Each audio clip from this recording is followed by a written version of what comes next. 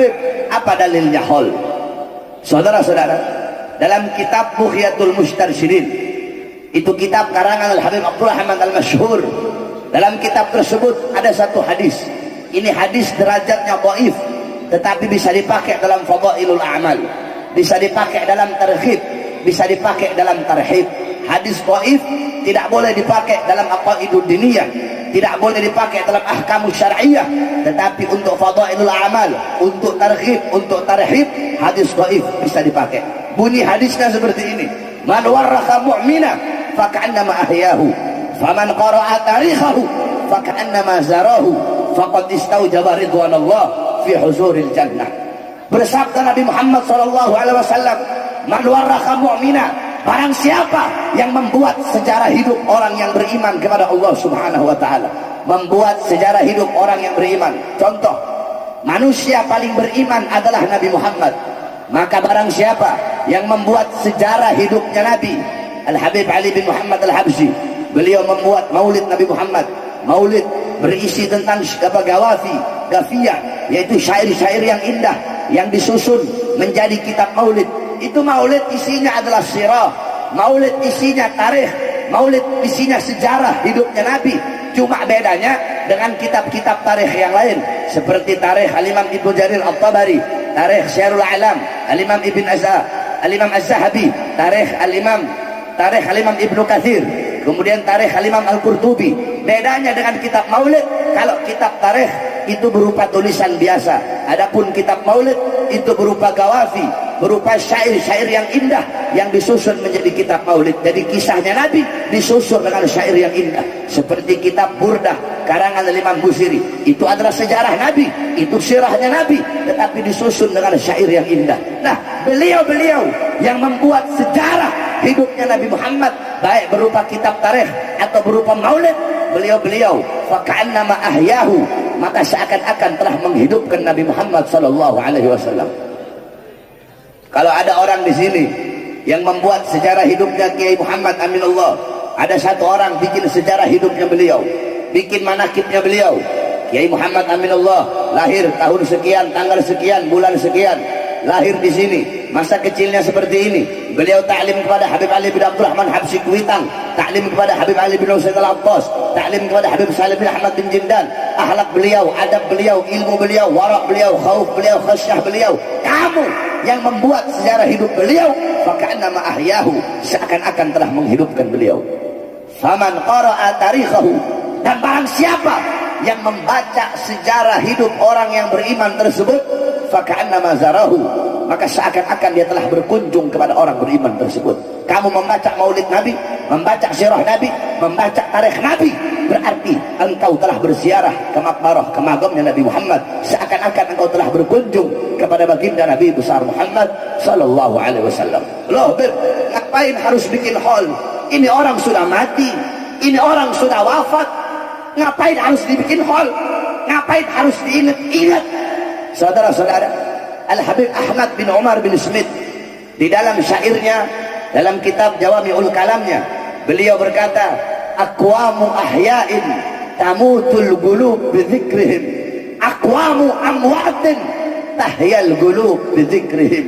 Aqwamu ahya'in, kaum-kaum yang masih hidup, orang-orang yang masih hidup, banyak orang-orang yang masih hidup, tetapi mengenang mereka, menceritakan kisah mereka bisa mematikan hati, padahal mereka orang-orang yang hidup.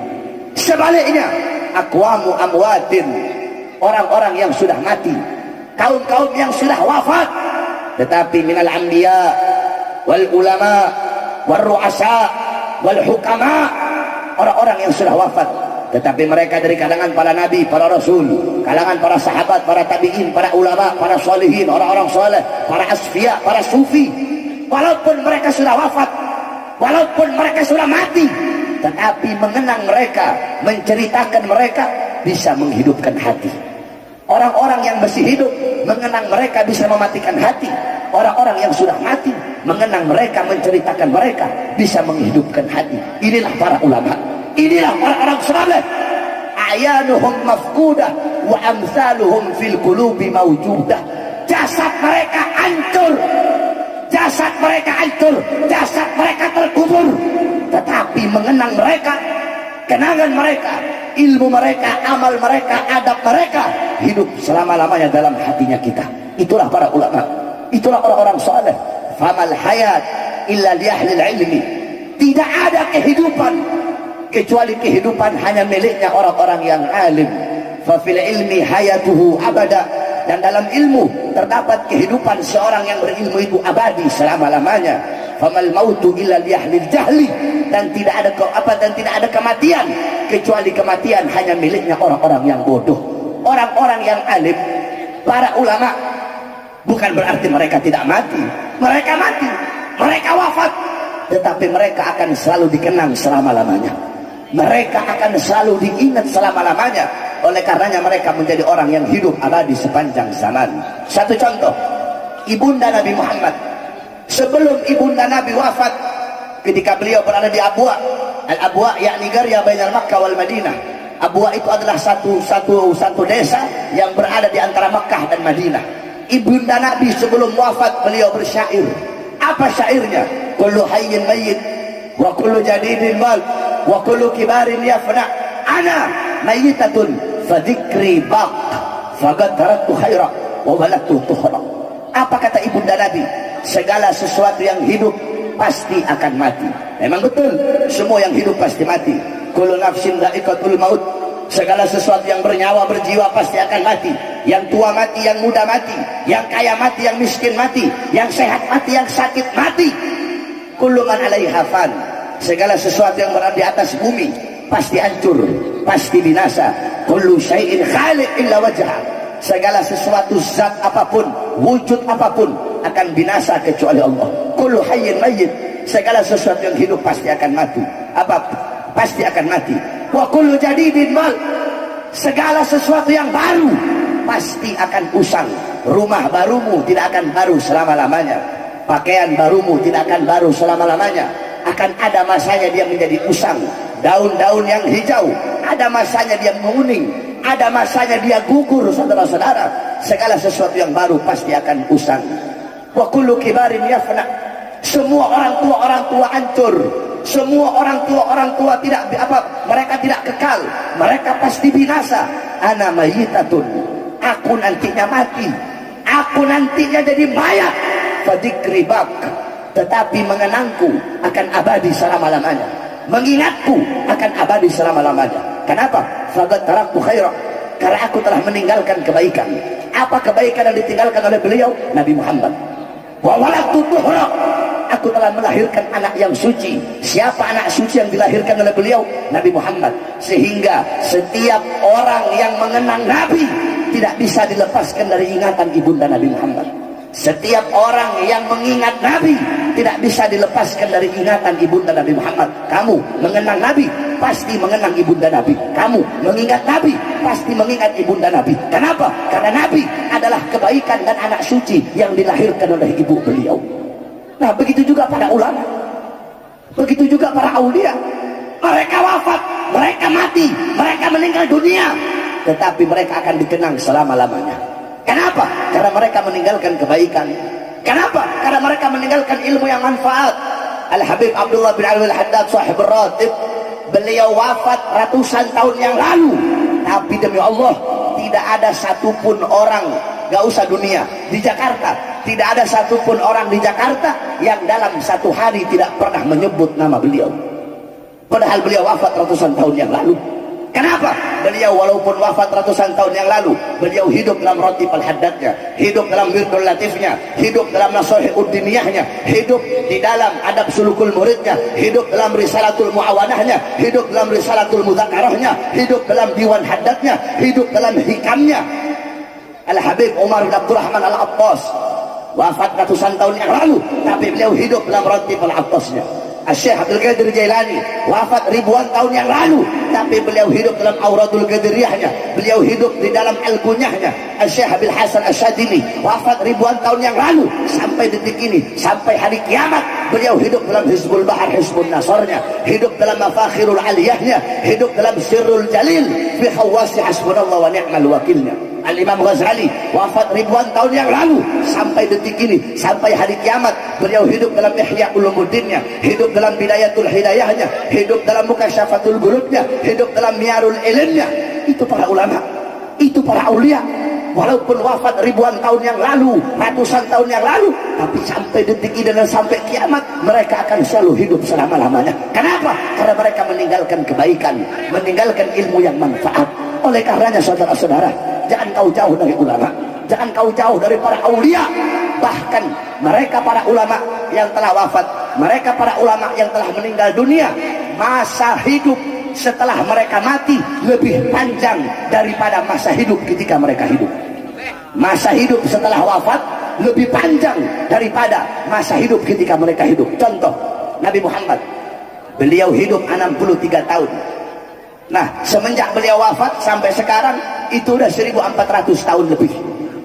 Masa hidup beliau ketika hidup 63 tahun, tapi masa hidup beliau setelah wafat sampai sekarang 1400 tahun.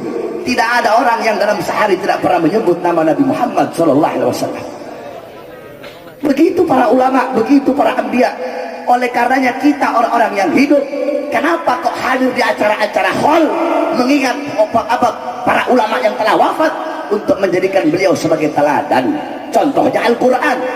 Al-Quran berisikan kisah para nabi, kisah para rasul, yang dimana nabi dan rasul yang diceritakan dalam Al-Quran, beliau-beliau telah wafat. Walaupun hakikat hidup dalam kubur, tetapi beliau-beliau wafat.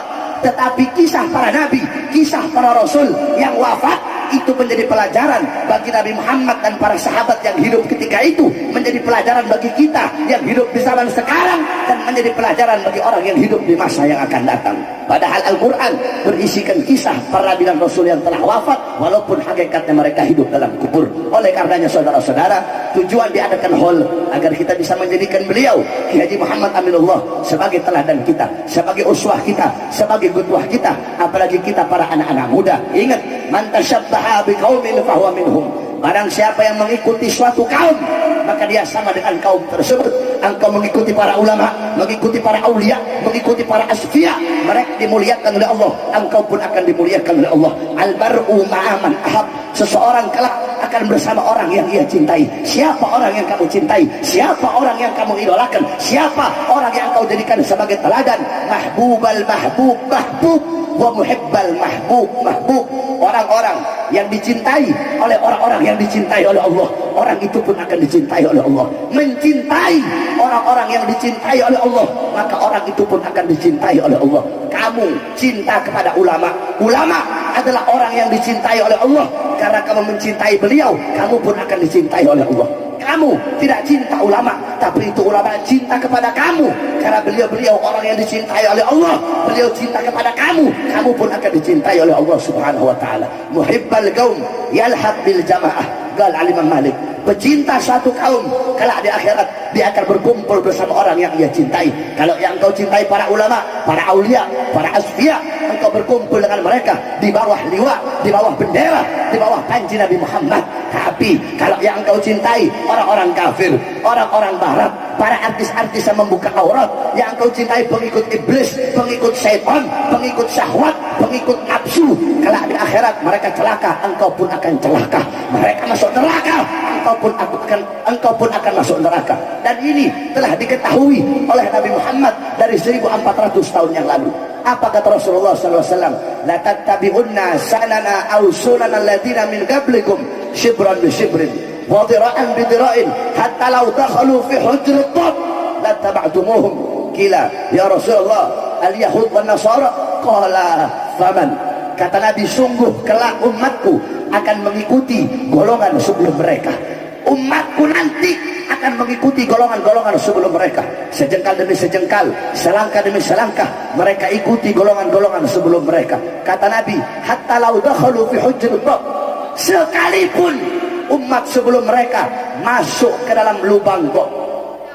Bab itu apa? Hewan kayak biawak, tapi bukan biawak. Ad-dab itu binatang kayak biawak. Kalau biawak itu warol namanya. Kalau ini dab. Kalau biawak warnanya coklat. Kalau dab ini warnanya kuning.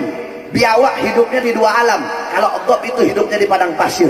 biawak ekornya mulus, kalau dob ekornya ada duri-durinya. Kadal gurun, itu namanya dob.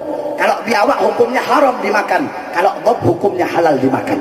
Al-Imam An-Nawawi beliau mensyarahkan ini hadis, kenapa kok Nabi memakai istilah walaupun mereka masuk ke dalam lubang dob, lubang kadal gurun. Karena ini kadal gurun, dia kalau bikin lubang itu sempit, lubangnya sempit terus berliku-liku. Jadi maksud Nabi, golongan sebelum kalian masuk dalam lubang yang sempit, kalian ikut masuk dalam lubang yang sempit. Pertanyaannya, siapa golongan sebelum kita ini?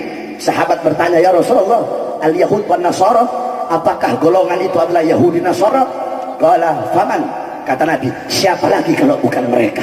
Yang kamu ikuti Yahudi, yang kamu ikuti Nasrani, pola pikir kamu mengikuti orang-orang barat, gaya hidup kamu seperti orang barat, gaya kamu semuanya seperti orang barat, mengikuti cara hidup mereka, gaya hidup mereka, cara berpikir mereka, perilaku mereka, keadaan mereka yang kamu ikuti. Orang barat, perempuannya pakai rok mini, kamu ikut pakai rok mini, laki-lakinya pakai tindik, kamu ikut pakai tindik. Apapun yang mereka lakukan, kamu ikut lakukan. Itu telah Nabi Muhammad ketahui. Nah, man tasyabbaha biqaumin fahuwa minhum. Mereka yang kamu jadikan teladan, mereka yang kamu jadikan pedoman, karena kamu berkumpul bersama mereka. Yang kamu kedepankan teladan mereka, yang kamu kedepankan adalah apa? Mengikuti budaya-budaya mereka, mengikuti adat istiadat mereka. Ulama kalian belakangi, para sufi kalian belakangi, Al-Quran kalian belakangi, mereka yang kalian jadikan teladan, maka Allah akan kumpulkan kalian bersama mereka kelak di akhirat. Mereka di akhirat tenggelam dalam lautan keringat ketika berada di padang mahsyar, yang dimana matahari berada 1 jengkal di atas kepala kalian. Mereka tenggelam dalam lautan keringat, engkau pun akan tenggelam dalam lautan keringat. Kenapa? Karena mereka yang kau jadikan sebagai teladan. Oleh karenanya, wasiat saya